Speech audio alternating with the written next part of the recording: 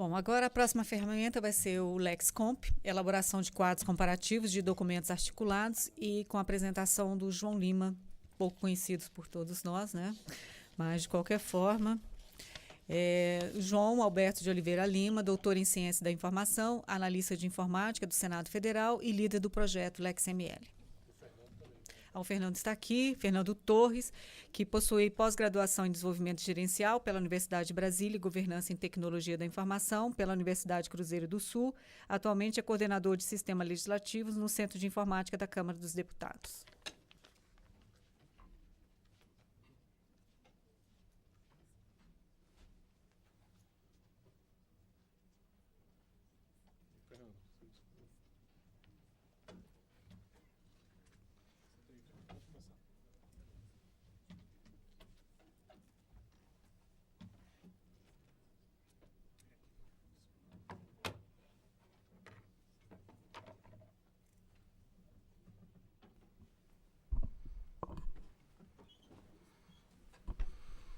Boa tarde, João, Laura, Fragomeni, boa tarde, senhoras e senhores.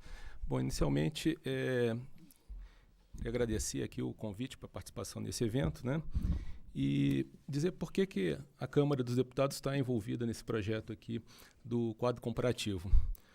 O primeiro motivo é pelo poder de convencimento do João Lima, né, que é muito entusiasta nas suas ideias e soube lá nos comover a respeito da importância de trabalhar numa ferramenta que seria muito útil, né, para uma casa legislativa.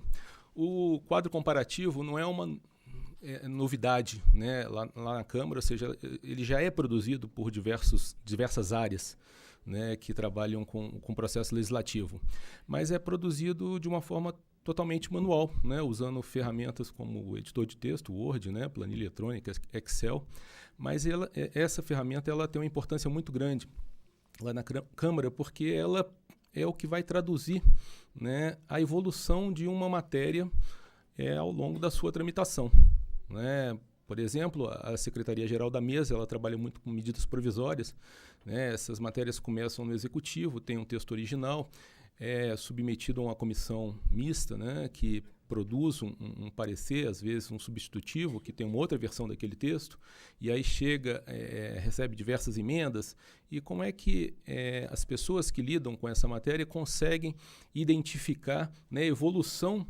desse texto legislativo ao longo da sua tramitação, justamente com uma ferramenta simples, né, que é uma tabela, dizendo, ó, numa coluna o texto original é esse aqui, na outra coluna as emendas, numa outra coluna um substitutivo daquela matéria, e ali a indicação do que aconteceu com a matéria, e você tem numa visualização muito simples, né, a evolução daquele texto, né. Um outro órgão na Câmara que utiliza isso muito é o Departamento de Comissões, né? Nós temos lá, por exemplo, as comissões especiais, né? Uma área de comissões especiais, e hoje tem 34 comissões especiais constituídas, né? E todo o projeto de lei, né, que exige a tramitação, aí, a análise de mais de 3 comissões, é criada uma comissão especial. Então são projetos complexos, né? Como também qualquer proposta de emenda à Constituição.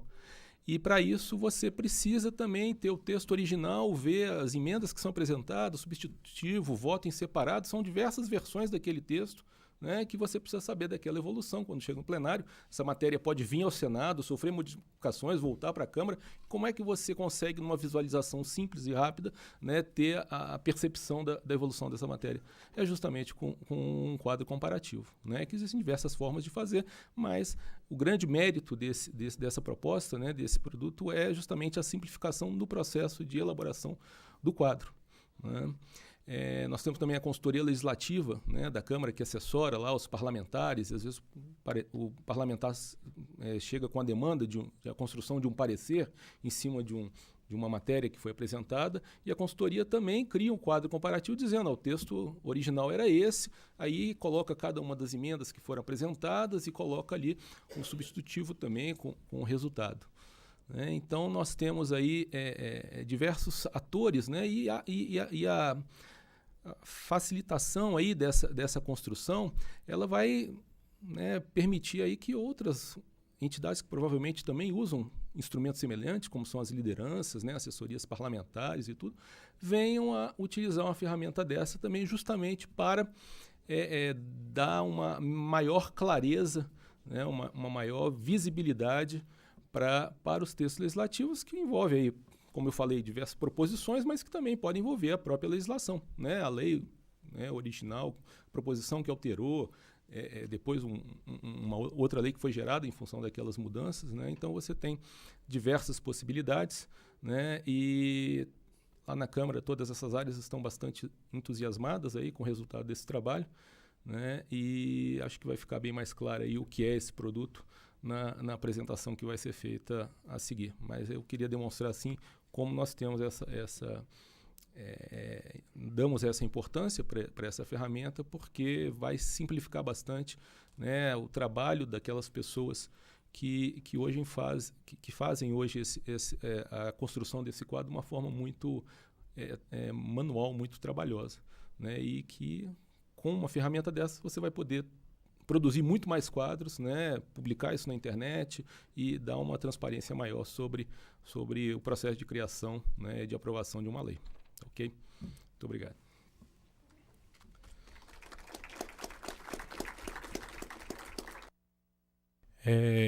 Pessoal, então, eu acho que em relação ao LexComp, uma coisa que tem que ser enfatizado é que a especificação e o desenvolvimento, desde o começo, foi feito em conjunto com a Câmara, desde a primeira...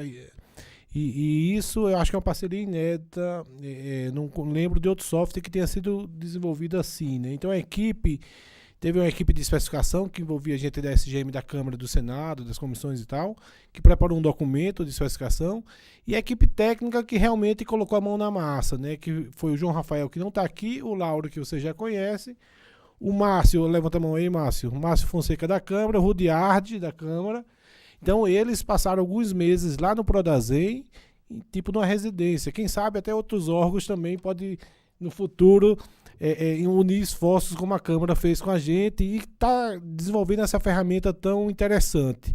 Outra coisa, além das aplicações de diversas áreas da casa, como o Fernando já colocou, na especificação já constava que tem que ser software livre e a ideia é que desde o começo ela seja usada por Assembleia Legislativa, por Câmara Municipal, por Ministério, por Agência Reguladora, por todo mundo. Então esse é um software que eu acho que daqui a um mês ele vai estar pronto para uso, um mês ou pouco, e ele é bem interessante. Por quê? Porque está naquela linha, como o Fragomeni falou, de a gente fazer com que o computador tenha um pouquinho de inteligência no processo legislativo, né? Então, imagina um quadro aí do Código Civil que foi feito pela Dilenice de forma manual, são 2.047 artigos, mas se você contar parágrafos, incisos e 4 versões de texto, né? Isso sendo feito de forma manual, foi um trabalho de quase 6 anos que a Dilenice trabalhou.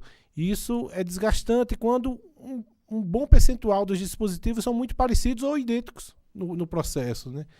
Então, só para vocês terem ideia, eu fiz um teste com a Constituição Federal na Constituinte, entre as fases, eu acho que era NPQ, T e V, nas fases T e V, 93% do quadro comparativo foi feito automático. Foi feito automático. Qual é o seu trabalho? Revisar o que foi feito, complementar o que precisa ser feito, e sobra tempo para fazer outras coisas mais interessantes do que ficar, né? Então, nessa linha do quadro comparativo, vamos ver os slides. Eu primeiro vou falar da Memória Legislativa do Código Civil, que foi essa obra publicada no ano passado, que foi a ideia inicial para essa ferramenta dos quadros comparativos. Depois falar um pouco mais do grupo de trabalho, como ele trabalhou, e a ferramenta em si vamos demonstrar, né? A Memória Legislativa do Código Civil foi uma obra publicada em 4 volumes, ela está disponível nesse endereço aí no Senado Federal, e você consegue ver nessas 4 colunas, desde lá o projeto da comissão do Miguel Reale, depois o texto que saiu da Câmara, depois o texto que saiu do Senado e o texto da lei promulgada. Essa parte com cores mostra justamente como foi a evolução da matéria. No próximo slide, por exemplo, poderemos ver no próximo slide, por exemplo, o artigo 1º, todo homem é capaz de direitos e obrigações na ordem civil. Isso era um outro projeto. Quando ela veio para o Senado, o texto não mudou, então não tem nada com cores. Quando saiu do Senado e voltou para a Câmara, teve uma emenda do Senado Federal que mudou homem para ser humano. Então, essa marcação com cores é automática, tá? Ninguém está marcando nada manual aí, não. Depois, no passo seguinte, antes de virar norma, mudaram todo ser humano para toda pessoa, ficou mais genérico, e obrigações por deveres. Então, você vê exatamente como a matéria evoluiu no processo legislativo. Essa comparação também pode ser feita em relação às normas vigentes. Imagina a Constituição Federal hoje com a Constituição Federal há 5 anos atrás. Eu posso criar um quadro comparativo e saber exatamente como evoluiu a norma vigente. Então, o quadro comparativo serve para o processo legislativo, serve para o ordenamento jurídico, né? Então, esse material, pessoal, está disponível na internet. Eu sugiro que vocês pesquisem lá depois essa obra Memória do Código Civil. Então, numa reunião que nós tivemos na Câmara, nós apresentamos essa memória e falamos, olha, vamos tentar fazer uma ferramenta genérica, que a gente consiga aplicar essa ideia em qualquer situação, né? Então, próximo slide, fizemos esse grupo de trabalho com o SGM Câmara e Senado, o Prodazem e o Senim, e trabalhamos esse software. Não foi fácil, a gente pensava que iria ter um resultado mais rápido. O João Rafael investiu bastante em conhecer os algoritmos de batimento. Apenas em maio agora que ele conseguiu chegar realmente no ponto que ficou muito bom, né? Fizemos um teste com os 7 textos da Constituinte e o resultado foi excelente, né? Um grande nível mesmo de correlações. Então, na hora de fazer a implementação em si, nós dividimos o trabalho. O Márcio e o Rudy ficou com a parte da interface, a parte de interface do usuário. O João Rafael, inicialmente, com a parte do motor de comparação e montagem do quadro comparativo. E depois o Super Lauro entrou salvando o projeto, né, Lauro? Que precisava de alguém para juntar essas coisas, para coordenar o projeto tecnicamente. E aí, finalmente, está uma coisa bem interessante, eu acho que é inovadora, que a gente vai ver agora em seguida. O quadro em si, próximo slide, é muito simples. Você tem um plano. O plano você vai dizer que colunas tem seu quadro, cada coluna que textos possui. Depois, você marca no plano quais são os pares de textos que você quer correlacionar. E aí vai fazer as correlações em cada par de texto que você marcou. E por último, você vai visualizar, ajustando algum parâmetro, ele mostra para você a visualização desse quadro comparativo. Então só vamos ver em slide e depois vamos ver a demonstração real. O plano tem mais ou menos essa cara daí. Você tem colunas que tem o texto que está ligado ali em verde, tá? E esse texto foi identificado. No futuro, estando a lei disponível no LexML, ele já vai puxar o texto automático para você trabalhar. Na parte seguinte, quando você clica no link verde, você vai fazer as correlações, que é essa próxima tela. A correlação que está em verde foi uma correlação que você fez manualmente, marcou um dispositivo com outro. Essas correlações em si são correlações que foram feitas automáticas pelo motor de correlação. Quer dizer, você só vai revisar. E por fim, a visualização. Você tem aí a visualização do seu quadro comparativo, né? Você vê lá em azul e vermelho o que é que mudou, tá?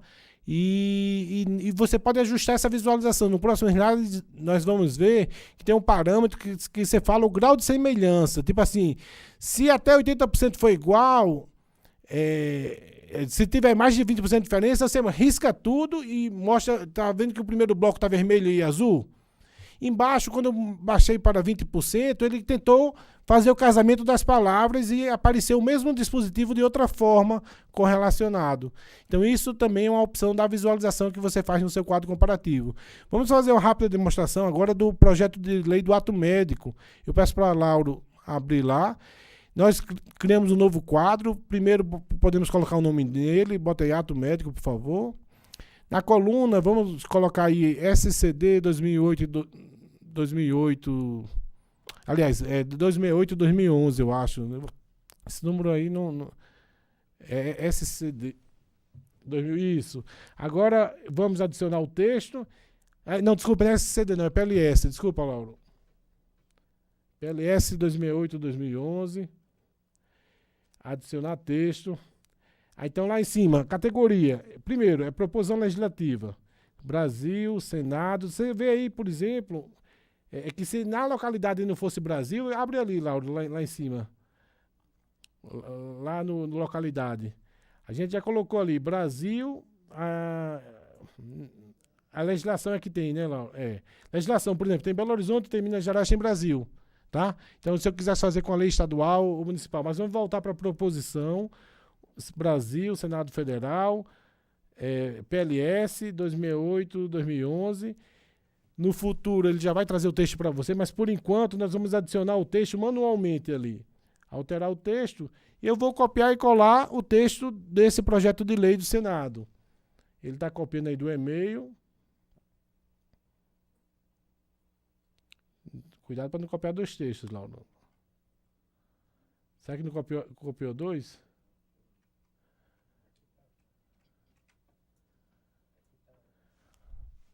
Tá, então salva. Ó, tem dois aí, ó. Já bota no clipboard substitutivo. Isso. Então, temos o PLS com 8 artigos. Salvei. Agora eu vou criar o segundo texto. Vai ser o SCD, esse é o substitutivo da Câmara, SCD 2008-2011. Aí vamos adicionar o texto, dizendo que é uma proposição. Brasil, Senado, é Senado. Aí vai ser projeto de lei, substitutivo da Câmara a projeto de lei do Senado. Isso, 2008, é o mesmo número. Isso, 2011. E aí adicionar texto. Agora, sim, alterar, tem que colar aquele texto do clipboard, né? Isso, beleza. Esse aí tem aquele inciso com quebra de linha errado, Lauro?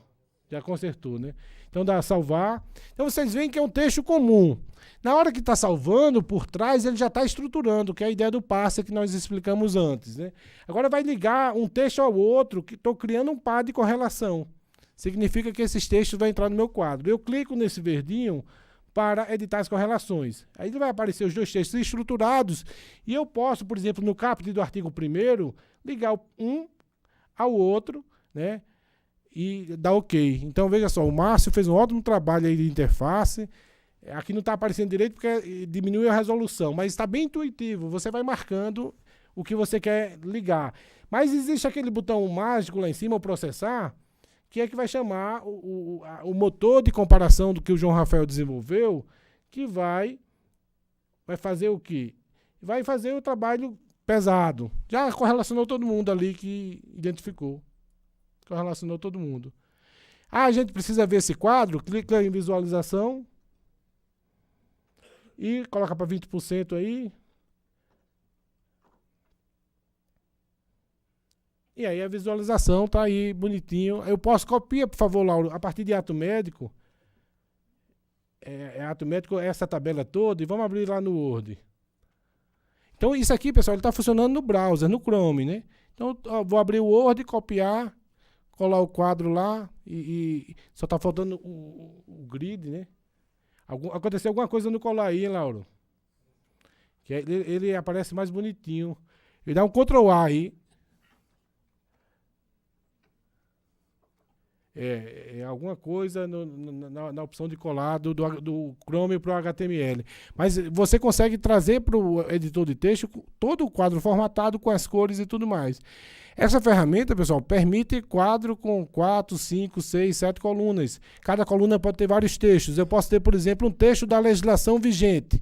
E aí eu coloco os trechos das leis que estão sendo comparadas lá nesse meu quadro comparativo. Vamos fazer mais uma coluna lá, Lauro, colocando aquele texto seguinte. Eu volto para o plano, acrescento uma nova coluna.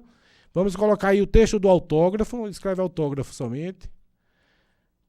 E adiciona qualquer parâmetro aí que a gente só está demonstrando.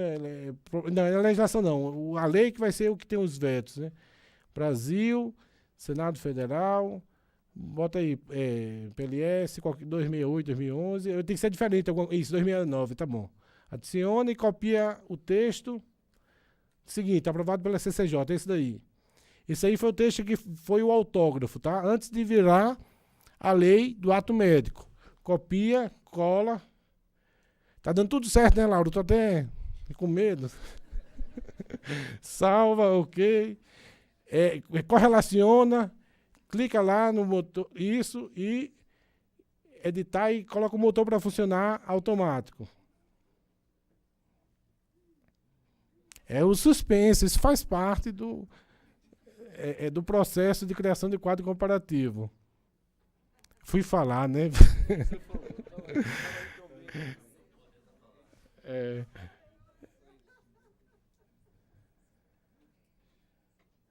Vai lá. Não vai, o texto de novo? Não, isso aí é o texto da lei promulgada, tá? Ah, se for parênteses, é aquele problema que dá problema no passe. Teria que ter esse rejeito, tira isso daí e vai funcionar. Isso aí não. Alguém. Isso. Agora vai funcionar. Só era 2 parênteses mesmo, Lauro?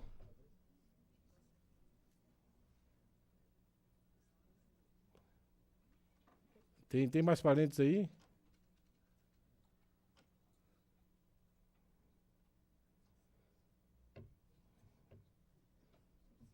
Então põe o texto ele colou aí, pessoal, o texto da lei promulgada, tá?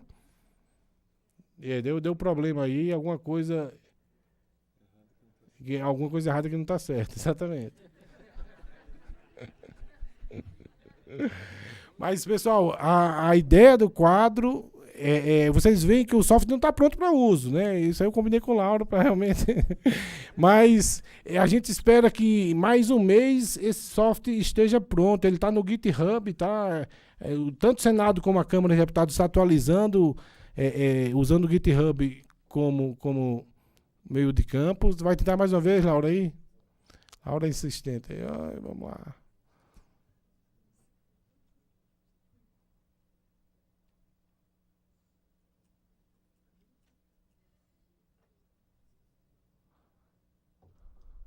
Não deu. Mas a ideia vocês pegaram. Nós já fizemos quadro aí com 4 colunas, funciona bem. Eu já executei esse correlacionador com o texto da Constituição, funcionou muito bem também. Então, vê se tem mais algum slide lá, Lauro, no PowerPoint. Eu acho que é o último. Sim. Então, está em fase final de desenvolvimento. Poderá ser utilizado por qualquer instituição, né, agências reguladoras, tribunais, qualquer cidadão. É software livre, está lá no GitHub. E é uma parceria inédita que eu acho que vai dar frutos aí. Esse software vai ser utilizado bastante por todas as áreas da casa. Pessoal, muito obrigado.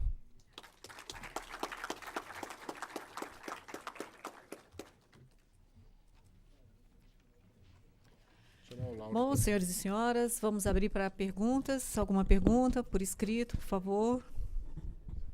Tem pergunta ali.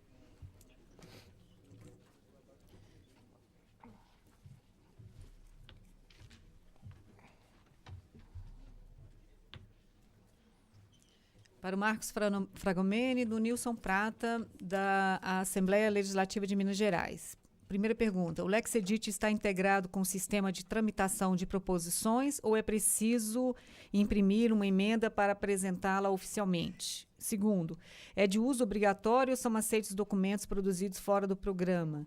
Terceiro, está disponível para uso de outras instituições? Tem que ligar. Aqui, né? Aqui. Alô? Nilson, então, é o seguinte, está integrado com o sistema de protocolo que já estão finalizando uma emenda ou um requerimento, já é possível submeter pelo sistema de protocolo do Senado, né, chamado CEDOL. Só que o CEDOL, hoje em dia, ele ainda não... A gente não está trabalhando ainda com assinatura digital. Então, a gente submete o documento em formato digital, mas é preciso imprimir com um código de barra do CEDOL. O parlamentar assina e deve ser levado o documento lá na mesa ou então na comissão para dar o recebimento do documento. Então, não é... A gente pretende ter a assinatura digital para não precisar disso daí, mas, por enquanto, está dessa forma. Então, um projeto de lei é submetido pela web no CEDOL. Uma emenda pode ser submetida pelo editor de texto e pode ser submetida também pela web. A gente, no CEDOL novo que está saindo, quando você vai enviar uma emenda ou um requerimento, ele dá um aviso que esse tipo de documento é preferivelmente enviado pelo LexEdit, criado e enviado pelo LexEdit, mas ele aceita feito no Word ainda. Então a gente pretende, com o uso e com os parlamentares, os gabinetes, as comissões todas tendo mais confiança no software, né, a gente torná-lo obrigatório. Mas, então, também o uso não é obrigatório. E quanto à utilização por outras casas, o software está publicado como software livre no portal de dados abertos do Senado, mas a versão que está lá está um pouquinho mais antiga, a gente pretende mudar ele está hospedado internamente e a gente publicou uma versão que não está sendo atualizada sempre, né? A gente vai mudar esse código-fonte, talvez para um GitHub ou Bitbox, uma outra infraestrutura de armazenamento de fonte, né? De uma forma que fique mais fácil de outras casas utilizarem e contribuírem também com o desenvolvimento. Por enquanto, o desenvolvimento é só interno aqui ao Senado. Só um detalhe, quanto à reutilização para outras casas, a gente viu que o módulo de requerimentos ele é mais fácil de reutilização, porque só precisa ser feito, os modelos de requerimento têm que ser ajustados a outra casa, ser criados os modelos de requerimento. No caso de emendas, já tem algumas interfaces, por exemplo, a casa tem que ter uma estrutura para parsear, converter o projeto de lei para ser utilizado para gerar emenda, para ser utilizado no formato XML para poder ser acessível pelo editor. Então tem uma interface com um outro sistema que teria que ser desenvolvido internamente. Quer dizer, a gente pode também, a gente vai já está publicado o parser também, inclusive a Câmara já utiliza o parser também. Então, mas é preciso um processo maior de um trabalho de adaptação maior por parte da TI da outra casa, no caso de emendas, principalmente. Isso. Próxima pergunta também para você, Fragomeni, do Marcelo Catelli, do Senado Federal, da SGM. Com relação à estrutura hierárquica dos dispositivos, no caso de proposições que alteram normas antigas que não seguem o padrão atual, o LexEdit se adapta à exceção, exemplo, caput seguido de alíneas ao invés de incisos. O Marcelo, cadê o Marcelo? Ali, Marcelo. Estava ali agora. Marcelo, é o seguinte, ele aceita, sim, a gente já pensou nisso, a gente chegou a fazer testes. Ele aceita o parser também aceita uma alteração numa lei que não segue essa estrutura nova, né? Permite que eu altere essa lei. Agora, se eu for incluir um novo dispositivo na lei, ele vai forçar que eu estruture da forma nova. Uma terceira pergunta da nossa colega Neide Sordi, da Inova Gestão. A integração LexEdit, Madoc e Alfresco está em produção? Pode-se fazer uma visita para conhecer a solução? A partir do dia 19, essa integração vai estar em produção. E sim, é bem-vinda lá para conhecer lá o sistema funcionando em produção. Atualmente o LexEdit está em produção, mas só com módulo de emendas. Dia 19 agora que entra requerimentos com emendas também mais alteradas e outras novidades, né? Então vai ser junto com o novo CEDOL, versão 2.0 do CEDOL. Mais alguma pergunta? Bom, a seguir nós teremos 2 painéis sobre a integração SAPL e LexML e o painel Inclusão da Doutrina no portal LexML. Eu agradeço aos membros da mesa, vamos desfazer a mesa nesse momento e convido a todos para um coffee break.